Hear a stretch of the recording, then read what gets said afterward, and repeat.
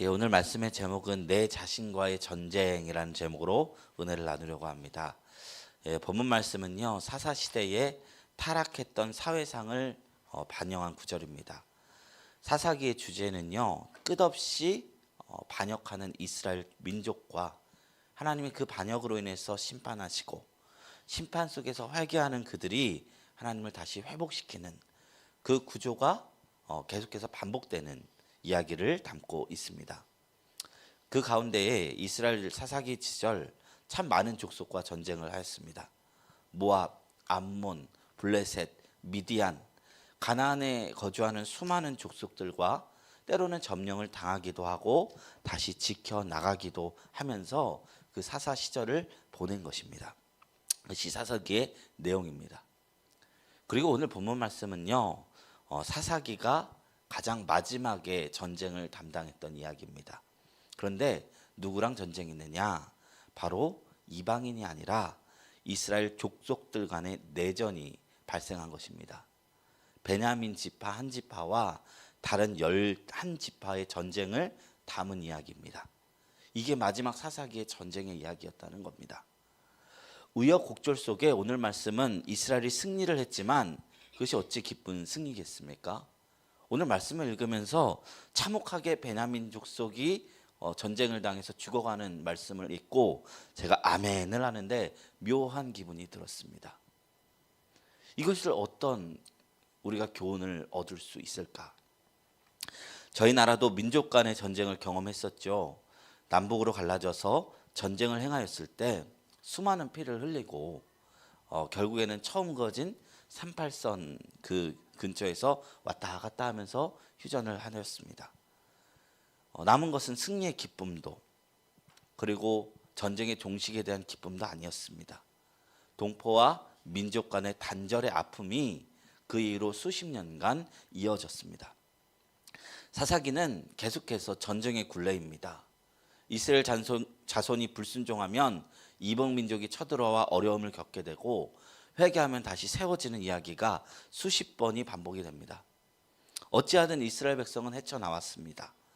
그런데 사사기의 마지막 적이 바로 자기 자신인 겁니다. 저희의 삶도 마찬가지죠. 우리는 일평생을 살며 치열하게 외부의 어려움과 적과 마치 전쟁하듯 살아가고 있습니다. 어떤 분이 그러더군요. 대학을 가고 나니 취업이 문제고, 취업을 하고 나니 결혼이 문제고, 결혼을 하고 나니 자식 교육이 문제고, 자식 교육을 하고 나니 이제 노후가 문제다. 끊임없이 외부의 문제들과 싸우면서 살아가죠. 그렇게 우리가 모두 전쟁 같은 삶을 살아가고 있습니다. 그러나 그 가운데서 우리가 정작 나 자신을 다스리지 못하면 결국 실패하기는 마찬가지라는 것입니다.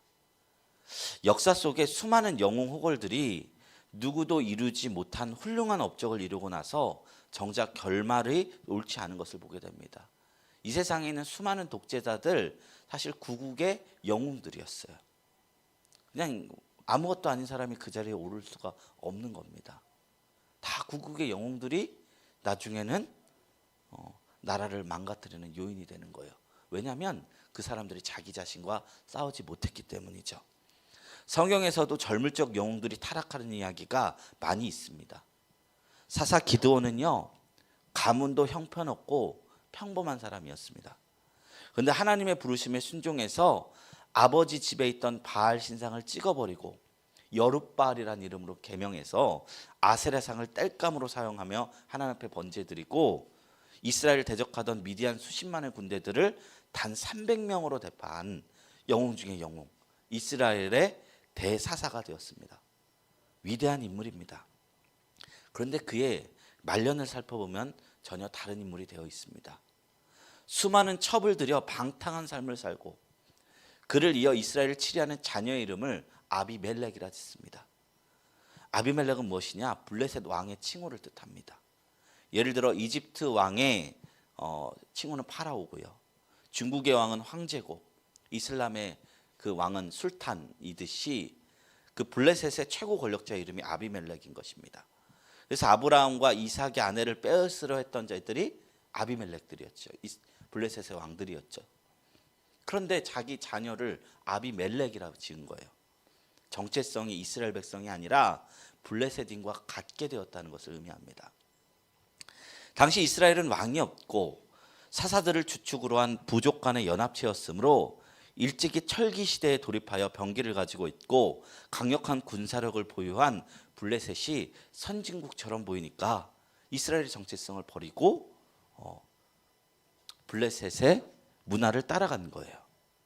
여룻바알이라고 지었던 그가. 처우의 역사를 살펴보면 이 아비멜렉에 의하여 이스라엘은 다시 분열이 되고요, 다시 이방 민족과 더불어 살게 되는 결말을 맞이하게 됩니다. 우리는 기드온의 300용사의 스토리에 갇혀져서 나 자신과의 전쟁에 승리하지 못한 이 기드온의 결말을 기억하지 못할 때가 있다는 것입니다. 또 한 사람이 있습니다. 솔로몬 왕도 그랬습니다. 그는 아버지 다윗을 이어 이스라엘의 최전성기를 경험한 왕입니다. 하나님 앞에서 그는 부와 권력보다는 나라를 다스릴 지혜를 달라고 요청하던 진실된 왕이었습니다. 전무후무한 지혜를 가지고 나라를 다스리며 성전을 세웠습니다. 그러나 그의 인생의 말미는 1000명의 이방 부인으로 말미암아 하나님을 따르던 다윗의 길을 떠나는 삶을 살게 된 것입니다. 열왕기상 11장 3절 4절 보면 솔로몬 왕의 말년의 이야기가 나옵니다. 왕은 후궁이 700명이요 첩이 300명이라. 그의 여인들의 왕의 마음을 돌아서게 하였더라. 솔로몬의 나이가 많을 때에 그의 여인들이 그의 마음을 돌려 다른 신들을 따르게 하였으므로 왕의 마음이 그 아버지 다윗의 마음과 같지 아니하여 그의 하나님 여호와 앞에서 온전하지 못하였으니. 이것이 자신과의 전쟁에서 실패한 솔로몬 왕의 모습이었다는 것입니다. 그러므로 우리가 최종적으로 그리고 최후로 우리가 싸워야 할 인물은요, 외부도 있지만 결국에는 다른 누구도 아닌 결국 자기 자신인 것입니다. 자기 자신과 싸워야 우리는 성령의 열매를 맺을 수 있다는 것입니다. 오늘 말씀은요, 이런 일련의 상황을 보며 신앙인은 과연 어떤 마음 자세로 살아가야 하는지, 그리고 하나님께서 이런 사건 뒤에 어떠한 모습으로 계시는지 우리에게 교훈해 주는 이야기입니다. 지금 이야기를 살펴보면 은혜를 나누려고 합니다. 오늘 본문 말씀 보면 먼저 왜 베냐민 지파와 이스라엘 나머지 지파 간에 전쟁이 일어났는지 살펴보도록 하겠습니다. 전쟁의 시작은요, 한 사람의 비극으로 시작되었습니다. 에브라임 지파에 거주하던 한 레위인 남자가 첩을 들였습니다. 이 사람의 이름은 나오지 않아요. 그런데 그 여인이 무슨 연고인지 다른 남자와 행음하고 자신의 고향으로 도망간 겁니다. 그 남자는요, 다시금 장인의 집으로 가서 그 여자를 데려오고 설득하고 용서하기로 결심합니다. 장인어른이 참 미안했나 봐요. 사이를 보고 잔치를 벌였어요. 무려 5일 동안 잔치가 지속되었습니다. 이제 마지막 날 이제 떠나려 하는데 장인이 계속 레위인에게 음식을 먹이니 그 사람은 원래 떠나려는 시간보다 훨씬 늦은 저녁에 이르러서야 겨우 집에 가는 떠남을 할 수 있었어요. 너무 늦게 떠난 탓인지 기브아쯤 갔을 때 더 이상 갈 수 없을 만큼 캄캄해졌습니다. 기브아는 이제 베들레헴에서 12km 정도 떨어진 곳입니다. 그러니까 1시간에 4km 정도 행군한다 치면 3시간을 걸은 거죠. 다행히 기브아에는 이방 땅이었지만 가나안 지역이었지만 같은 민족인 베냐민족 속에 속한 땅이므로 동족에게 묵을 수 있는 기회가 있었습니다. 그런데 밤이 늦도록 아무도 그를 재워주는 이가 없는 겁니다. 레위인과 같은 에브라임 출신 노인이 그 가운데 나타났어요. 그리고 그를 맞이해 재워주기로 했습니다. 밤이 늦을 무렵 그 성의 사람들이 노인의 집을 찾아오기 시작합니다. 우리나라도 옛날에요, 그 있잖아요, 그 방을 붙이면 거기에 몽타주를 그리잖아요. 사진도 아니고 한문으로 이렇게 그림을 그리는데 그 어떻게 우리 같으면 그걸로 범인 찾을 수 있겠습니까? 근데 찾을 수 있었대요. 왜냐하면 그 당시에는 다 마을끼리 공동체 의식이 있었기 때문에 이방인이 오면 바로 아는 거예요. 그래서 그냥 그림 하나만 붙여줘도 누구인지 필요 없어요. 근데 방에 붙였는데 전혀 모르는 사람이 있다? 그럼 그 사람이 범인인 거예요. 그런 식으로 잡았다는 거예요. 그러니까 여기 이방인이 이제 외지인이 여기 와서 노인의 방에 묵으니까 그 성의 사람들이 노인의 집을 찾아와 협박하기 시작했습니다. 근데 무시무시한 말을 해요. 당신 집에 온 사람을 끌어내라. 우리가 관계하겠다. 상관하겠다. 이 말은 뭐냐면 음행을 하겠다는 겁니다. 이 이야기를 들었을 때 딱 떠오르는 이야기 있죠? 뭐죠? 소돔과 고모라 이야기입니다. 롯을 찾아온 천사들을 보고 그 성의 사람들이 찾아와서 그 천사를 끌어내라. 우리가 관계하겠다. 음란한 멸망받을 소돔과 고모라의 이야기가 이스라엘 민족 안에 있었다는 겁니다. 사사기 19장 22절 말씀입니다. 그들이 마음을 즐겁게 할 때에 그 성읍의 불량배들이 그 집을 에워싸고 문을 두들기며 집 주인 노인에게 말하여 이르되 내 집에 들어온 사람을 끌어내라. 우리가 그와 관계하리라 하니. 이 구절이요. 집 주인은 필사적으로 이들을 지켰지만 그 레위인이 자기가 당하지 않기 위해서 어떤 선택을 했는지 아십니까? 자기 대신에 행음하였던 자신의 첩을 그들에게 내놓아 준 거예요. 자기가 죽지 않기 위해 그랬던 거지만 너무나 이제 비겁한 행동이었죠. 이 여인은요, 그 사건으로 인해 밤새도록 능욕을 당하다가 새벽에 이르러서 노임을 받았습니다. 그 여인이 아침에 걸을 힘도 없어서 기어가다가 남편이 머무는 숙소 거기에 문지방을 손을 탁 올고 죽음을 맞이하게 됐습니다. 야, 이 이야기를 들으면 너무나 끔찍합니다. 불량배도 선치 않습니다. 레위인도 선하지 않습니다. 심지어 그 주인도 선하지 않습니다. 아무런 선인이 없는 상황입니다. 악인과 악인의 이야기뿐입니다. 악인전입니다. 하나님께서 이스라엘을 통해 하나님께서 다스리는 나라를 보여주시려고 가나안도 주었고 율법도 주었는데 이스라엘 백성들이 이렇게 다 무너진 상황 속에서 죄악으로 향해 가고 있는 것입니다. 성경은 왜 이리 입에 담기 어려운 잔인한 스토리를 그리고 전쟁에 관한 이야기를 우리에게 하는 것이냐? 우리의 모습이 이와 같다는 거예요. 인간 군상은 우리 내면한 죄성은 이런 추악한 성격을 띠고 있다는 거예요. 이 악한 스토리 모두 누가 쓴 겁니까? 사람이 써간 거예요. 죄인된 인간이 써내려가는 이야기인 것입니다. 그러니까 성경은 그걸 미화하려 하지 않고 그대로 썼으니까 우리가 불편한 진실들이 느껴지고 있는 거예요. 그래서 이 사건으로 인해 이 베냐민 족속, 이 첩을 죽인 베냐민 족속, 이 다른 11지파의 전쟁의 도화선이 되었습니다. 첩을 잃은 레위인은 자신의 첩의 시신을 11조각을 내서 각 지파에게 보내고 베냐민 지파 기브온 땅에서 당한 일을 알렸습니다. 그러니 온 이스라엘 지파들은 분노했고 미스바 광장에 모여서 40만의 군대를 모집하기로 결의했습니다. 그리고 베냐민 지파에게 그 기브아의 불량배들을 내놓아라. 그 첩을 죽인 남자들을 내놓아라 했는데 베냐민 족속이 거부했어요. 그래서 이 전쟁이 시작된 겁니다. 그런데 이 전쟁이 참 이상하게 흘러갑니다. 여기서 누가 제일 악해요? 베냐민 족속이 제일 악해요. 밤새도록 그 여인을 능욕하고 죽였잖아요. 그런데 하나님께서 이스라엘을 패하게 하시는 겁니다. 단순히 혈기나 분노로만 전쟁한 것도 아니에요. 이 동족과 싸움할 때 하나님 앞에 묻고 시작한 전쟁이었어요. 사사기 20장 18절 말씀입니다. 이스라엘 자손이 일어나 베델에 올라가서 하나님께 여쭈어 이르되 우리 중에 누가 먼저 올라가서 베냐민 자손과 싸우리까 하니 여호와께서 말씀하시되 유다가 먼저 갈지니라 하시니라. 그러니까 이거 뭡니까? 하나님의 음성 듣고 시작한 전쟁이었다는 거예요. 하나님께서는 이 전쟁을 허락하셨을 뿐 아니라 유다가 선봉대에 설 것까지 말씀해 주셨습니다. 그런데요, 그 전까지는 하나님께서 계획하시고 허락하신 전쟁에는 패하시는 법이 없었어요. 여리고 전쟁도 그냥 소리만 쳐도 이기겠어요. 하나님께서 허락한 전쟁이어서. 그런데 이 전투에서는 악한, 그리고 하나님께서 허락했는데도 베냐민 족속이 승리합니다. 첫 전투에서 이스라엘 사람 2만 2천 명이 죽었습니다. 사사기 20장 21절 말씀입니다.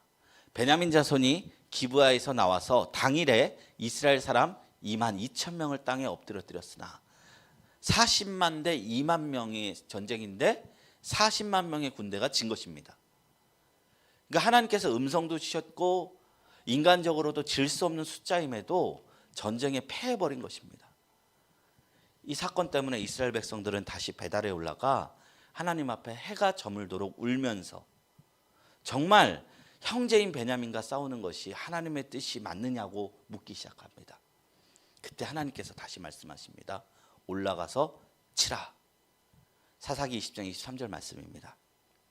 이스라엘 자손이 올라가 여호와 앞에 저물도록 울며 여호와께 여쭈어 이르되 내가 다시 나아가서 내 형제 베냐민 자손과 싸우리까 하니 여호와께서 말씀하시되 올라가서 치라 하시니라. 그럼 여기서 퀴즈를 내겠습니다. 이번에 누가 이겼을까요? 틀릴까봐 말씀 안 하시는 거 알 것 같습니다. 이번에도 이스라엘이 패배했습니다. 정예군이었던 1만 8천 명이 모조리 전멸을 당하는 일이 발생합니다. 이쯤 되면 하나님의 뜻이 정말로 헷갈릴 것 같지 않습니까? 이스라엘 백성은요, 다시 하나님 앞에 올라가 울며 저물도록 금식하며 하나님의 뜻이 어디 있는지 물었습니다. 그러면서 이번에는 어떻게 하냐면요, 아론의 손자인 제사장 비니아스를 데려가 번제와 화목제를 주님 앞에 드리기 시작합니다. 주님은 다시 말씀을 주셨습니다. 다시 싸우라. 내일은 내가 그를 내 손에 넘겨주리라 하시는지라. 이번에 응답 주시고 어떤 약속 주셨어요? 내 손에 넘기리라 말씀을 주셨어요. 그리고 오늘 본문 말씀이 이 말씀 앞에 승리한 이스라엘 연합군의 이야기를 담은 것입니다. 48절 이야기입니다. 이스라엘 사람이 베냐민 자손에게로 돌아와서 온 성읍과 가축과 만나는 자를 다 칼날로 치고 닥치는 성읍은 모두 다 불살랐더라. 여기까지 본문의 내용을 짧게 나눈 것입니다. 승리했지만 우리 찝찝한 마음 거둘 수 없죠. 우리가 이 치열하고 불편한 이야기 속에서 어떤 교훈을 발견할 수 있을까? 크게 두 가지가 있습니다. 먼저 악이 흥왕해 보일지라도 하나님은 반드시 선악간에 심판하신다는 것입니다. 베냐민 족속은요, 3번의 전투 중에 2번을 승리했습니다. 교만했을 것입니다. 악인으로서 악하게 살아갔는데도 나는 하나님 앞에 심판도 받지 않는다, 승리하면서 살아간다 라고 생각하며 살아갈 것입니다. 이 세상에 그런 사람 꽤 있습니다. 이스라엘 정예군 40만이 자신들의 손에 패망하는 것을 보며 내심 하나님도 별거 없네 라는 생각을 했을런지도 모릅니다. 그러나 끝까지 가니 그들은 죄의 싹을 받게 됩니다. 베냐민 지파는 중국에는 하나님의 심판을 받게 됩니다. 우리 악을 흥왕함을 보고 어떤 이들은 하나님이 침묵하고 계신다고 생각합니다. 그런데 하나님께서는요, 때를 보시고 계시는 겁니다. 시편 74편 아삽의 시가 있어요. 근데 이 아삽이 하나님 앞에 한번 실망한 거예요. 그래서 이렇게 고백하는 거예요. 하나님이 참으로 이스라엘 중 마음이 정결한 자에게 선을 행하시나 나는 거의 넘어질 뻔했고 나의 걸음이 미끄러질 뻔했으니 이는 내가 악인의 형통함을 보고 오만한 자를 질투하였음이로다. 시편을 지으니까 이 악한 세상을 보며 나보다 더 못되니 하나님을 모르는 이가 너무 잘 되는 것을 보고 한탄하고 있습니다. 아삽처럼 우리도 그런 생각 한 번쯤 해볼 때가 있죠. 세상이 왜 이렇게 악한가? 착하게 살면 바보가 되나? 그러나 우리는 오늘 이야기를 통해서 이 무질서한 세상 속에 하나님의 보이지 않는 섭리가 흐르고 간다는 사실을 우리가 발견할 수 있습니다. 악한 이들이 써가는 역사 속에 하나님의 정의는 반드시 드러난다는 것입니다. 시편 92편 7절에 시편 기자는 이야기합니다. 악인들은 풀같이 자라고 악을 행하는 자들은 다 흥황할지라도 영원히 멸망하리이다. 이 풀같이 자라고가 예전엔 그냥 쭉 읽어졌는데 요즘 제가 눈에 빡 가요. 왜일까요? 화분을 키우기 때문입니다. 저기 옆에 옥상 보시면 해바라기와 나무와 대파를 키우고 있어요. 야, 근데 벌써 나무 하나를 제가 죽여버렸어요. 너무 마음이 아파요. 누구 뭐라 할 수가 없어요. 내 잘못이에요. 사람은요, 지가 못돼 처먹어서 그럴 수 있는데 식물은 죄가 없잖아요. 물 안 줬으니 내 잘못이잖아요. 물 줘도 비료 안 줬으니 제 잘못이잖아요. 그런데요, 물도 안 주고 비료도 안 주는데 풀은 너무 잘 자라요. 벌써 몇 번을 뽑았는지 몰라요. 제가 해바라기 보시면 제가 이걸 다 뽑아서 말려놨고 비료로 준 걸 볼 수 있습니다. 이따 보시면. 그런데 그 사이를 틈고 또 잡초가 자라요. 어쩜 그렇게 잘 자라는지. 그런데 하나님께서 그 풀같이 자라는 악인들을 결국에는 영원히 멸망시킬 것이다 라고 이야기하고 있습니다. 이 말씀대로는요, 베냐민 지파는 심판을 받았습니다. 그래서 지파 중에 끊어질 정도의 위기가 될 정도로 세력이 약화가 되었습니다. 초대왕 사울이 이 베냐민 지파에서 나왔거든요. 그때 이제 사울이 어떤 얘기를 하냐면 나는 베냐민 지파이다 라고 말해요. 이 말은 뭐냐면 오늘 사건 때문이에요. 이 거의 진멸당하도록 이렇게 내전으로 인해서 당했기 때문에 거의 간당간당한 수예요. 근데 어떻게 내가 왕이 되냐고 고백하는 장면이 나와요. 왜 작은 지파가 되었느냐? 오늘의 사건이 있었기 때문입니다. 사울의 평생의 장로들의 눈치를 본 것도 오늘의 역사가 있었기 때문입니다. 그러므로 우리는 보이지 않더라도 하나님의 정의가 때가 되면 우뚝 설 것을 믿음으로 바라보는 지혜가 있어야 할 것입니다. 이것이 첫 번째 오늘 말씀의 교훈입니다. 두 번째 교훈은 무엇이냐? 심판의 칼이 된 이스라엘도 똑같이 회개가 필요했다는 것입니다. 이스라엘은 하나님의 말씀에 순종했음에도 두 번의 패배를 맞이받습니다. 완벽히 유리한 전투에도 졌습니다. 근데 사사기에 자주 나오는 말씀 중에 어떤 말씀이 있느냐? 이스라엘의 왕이 없으므로 사람들이 자기의 선한 소견대로 행하였다라는 표현이 나와요. 이 말은 뭐냐? 자기 마음대로 행동했다는 거예요. 이 말은 뭐냐? 율법대로 살지 않았다는 거예요. 하나님께서는 이 전쟁으로 베냐민을 심판했지만 동시에 이스라엘도 심판하신 것입니다. 재난 유토피아라는 말이 있어요. 이것이 무엇이냐면 재난이 가져다주는 사회 개혁이 있다는 것입니다. 태풍이 불면 강에 있는 부유물들, 녹조들이 다 씻기고 바다가 정화가 된다고 합니다. 사회적 어려움이 닥치면 사람들이 연합되고 더 나은 세상을 위해 옛것이 개혁되는 현상을 의미합니다. 이런 말이 있어요. 왜 지금 이스라엘과 하마스 그리고 우크라이나와 러시아 전쟁이 있었지만 사실 2차 세계대전 이후 거의 80년이 될 때까지 전쟁이 전 세계적으로 없다가 생긴 거거든요. 이게 왜 그런지 아십니까? 아이러니하게 2차 세계대전 때문이랍니다. 2차 세계대전을 겪으니까 사람들이 전쟁을 하지 말자라는 평화의 사조들이 세상에 퍼져서 80년간 그래도 전 국가적으로 전쟁하지 않기 위해 힘썼다는 거예요.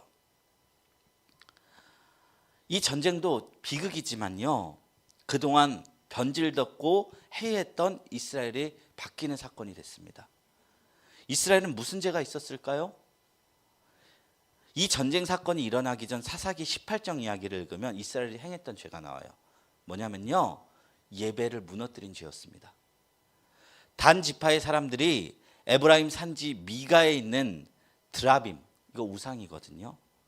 우상을 가지고 신상을 섬기는 우상 숭배자를 이스라엘의 제사장으로 세우는 이야기가 나와요. 그러니까 하나님께 드리는 예배를 우상으로 이방 제사자들의 방식으로 변질시킨 것입니다. 원래 하나님이 계획했던 예배는 뭐예요? 아론의 후예를 제사장으로 세워서 거룩하게 드리는 겁니다. 그런데 그들은 자기 마음대로 행한 겁니다. 그러니까 당시 이스라엘은 예배가 무너진 사회였다는 거예요. 하나님께서 이를 바라보시고 18장에는 그걸 심판한 얘기가 나오지 않아요. 그리고 19장에 오늘 전쟁 이야기가 나오는 거예요. 그래서 두 번 물을 때까지 하나님은 이스라엘을 기도를 받아주지 않아요. 울어도 안 받아줘요. 울며 맞습니까? 맞습니까? 안 받아주세요. 근데 언제 받아주세요? 아론의 후예를 제사장으로 세워서, 비느하스를 세워서 언약궤를 가지고 예배를 회복하며 하나님 앞에 물었을 때 비로소 전쟁에 승리한 것입니다. 그러니까 이스라엘 또한 이 전쟁을 통해서 무너졌던 예배를 회복했던 것입니다. 사사기 20장 26절부터 28절 말씀입니다. 이에 온 이스라엘 자손 모든 백성이 올라가 베델에 이르러 울며 거기서 여호와 앞에 앉아서 그 날이 저물도록 금식하고 번제와 화목제를 여호와 앞에 드리고 이스라엘 자손이 여호와께 물으니라. 그때에는 하나님의 언약궤가 거기 있고 아론의 손자인 엘르아살의 아들 비느하스가 그 앞에 모시고 섰더라. 이스라엘 자손들이 여쭈기를 우리가 다시 나아가 내 형제 베냐민 자손과 싸우리까 말리까 하니 여호와께서 이르시되 올라가라. 내일은 내가 그를 내 손에 넘겨주리라 하시는지라. 이 세 번째 질문에서 비로소 언약궤와 아론의 자손이 등장하는 것이죠. 우리 또한요, 악의 흥황을 보면서 바깥을 보며 손가락질할 때 가장 먼저 바라봐야 할 것이 있습니다. 그것은 무엇이냐? 자기 자신이라는 것입니다. 예수님께서도요, 산상수훈에서 말씀하셨어요. 어찌하여 남의 눈에 티끌은 보면서도 자기 눈에 들보는 보지 못하느냐라고 말씀합니다. 우리는 남을 너무나 쉽게 욕합니다. 쉽게 판단합니다. 그러나 이스라엘 백성도 하나님 앞에 먼저 성찰하고 회개하고 예배를 회복했을 때 비로소 하나님의 뜻이 그들 가운데 일하기 시작되었습니다. 그러므로 우리는 남을 판단하기에 앞서서 우리 자신을 바라보고 성찰하는 모습이 필요한 줄로 믿습니다. 오늘 말씀을 통해서 나 자신이 하나님 앞에 바르게 설 때만이 비로소 하나님의 음성과 인도를 받을 수 있음을 우리는 배울 수 있는 것입니다. 마지막으로 이 말씀이 우리에게 주는 교훈은 무엇이냐? 하나님의 말씀을 끝까지 신뢰하라는 것입니다. 이스라엘 백성이 그래도 최후 승리를 얻을 수 있었던 이유는요, 한두 번 거절하심이 있더라도 끝까지 주님을 붙잡고 기도하며 나아갔기 때문입니다. 우리가 왜 기도를 두려워하죠? 거절하심 때문입니다. 기도를 거절한다는 것은 참으로 가슴 아픈 일입니다. 진심으로 마음을 쏟아 기도할수록 더 그래요. 기도 거절당하면 기도하고 싶은 마음마저 없어지기 마련입니다. 그러나 이스라엘 백성은 한 번 거절당했을 때, 두 번 거절당했을 때도 다시 한번 주님 앞에 나아갑니다. 자신들의 잘못을 회개하고 잘못된 제사장 제도를 고치고 울며 주 앞에 나아갔습니다. 그러니 하나님은 그 끈질긴 기도를 들으시고 이스라엘을 심판의 칼로 삼아 악을 심판하셨습니다. 누가복음에 보면 하나님이 불의한 재판장 비유에서 아무것도 없는 과부가 그 재판장 앞에 내 억울함을 풀어달라고 막 밤낮 부르짖으니까 문제 해결해 주는 이야기가 나와요. 근데 예수님 무슨 말씀하느냐? 그 재판관의 의로움 때문에 문제가 해결된 게 아니라 이 과부의 끈질김이 그 억울함을 풀게 되었다. 기도하는 자는 결코 망하지 않는 줄로 믿습니다.